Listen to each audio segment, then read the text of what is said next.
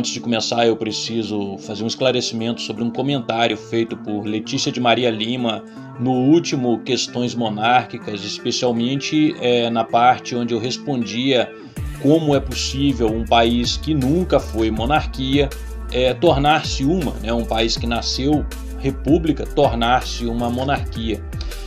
Eu dei alguns exemplos, disse que existem de fato vários casos ao longo da história no mundo e que a única forma que eu não conheço seria através de um golpe de Estado, né? um golpe armado, digamos assim. Então ela citou o exemplo do Jean Bedel Bokassa, que foi o terceiro presidente eleito da então República Centro-Africana, e realmente ele modificou a Constituição, transformando o seu país em de fato uma monarquia e ele mesmo no primeiro imperador do Império Centro-Africano.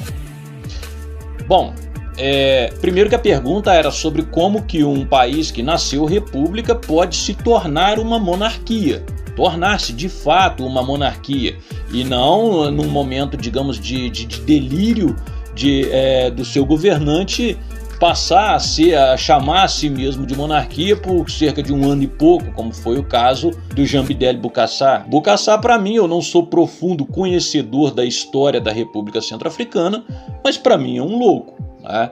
Ele começou o seu mandato como terceiro presidente eleito da recém-independente República Centro-Africana em 1º de janeiro de 1976 e em 4 de dezembro daquele mesmo ano ele dissolveu o Congresso, mudou a Constituição do seu próprio país e resolveu transformar o país numa monarquia onde ele seria o imperador, né? Ainda inspirado no seu grande ídolo, que era Napoleão Bonaparte, que é outro exemplo também de alguém que assumiu como um líder republicano e quis coroar-se a si mesmo como imperador.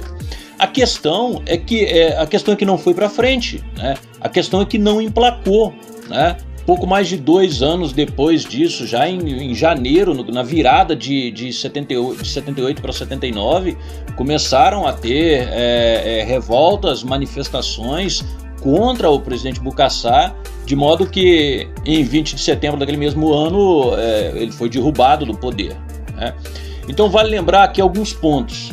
O fato de um presidente da República, num momento de loucura, de devaneio, ter proclamado a si mesmo monarca e seu país como uma monarquia, não faz dele uma monarquia de fato, né? Principalmente quando isso teve uma duração de 2 anos, não foi aceito pelo seu povo, gerou revolta, gerou motim, né? A chamada cerimônia de coroação que ele havia convidado, que ele havia programado, chefes de estados convidados não compareceram. Seu próprio filho declarou que o regime do pai era insustentável, ou seja, o fato de em algum momento na história de algum lugar um louco ter se proclamado rei não faz daquele lugar uma monarquia de fato.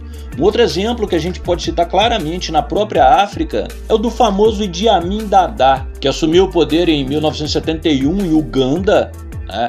E entre tantas loucuras que ele cometeu, em 1977 ele passou a declarar-se o conquistador do Império Britânico e proclamou-se a si mesmo como rei da Escócia. Isso não faz dele de fato o rei da Escócia, né? Então, a meu ver, nem Bokassa nem Idi Amin Dada jamais foram monarcas de fato, apenas tiranos loucos, e isso não faz de seus países em momento algum uma monarquia de fato. Apenas uma república que, entre tantas loucuras que são comuns em regimes republicanos, em algum momento o seu governante louco se proclamou rei. Nada mais do que isso.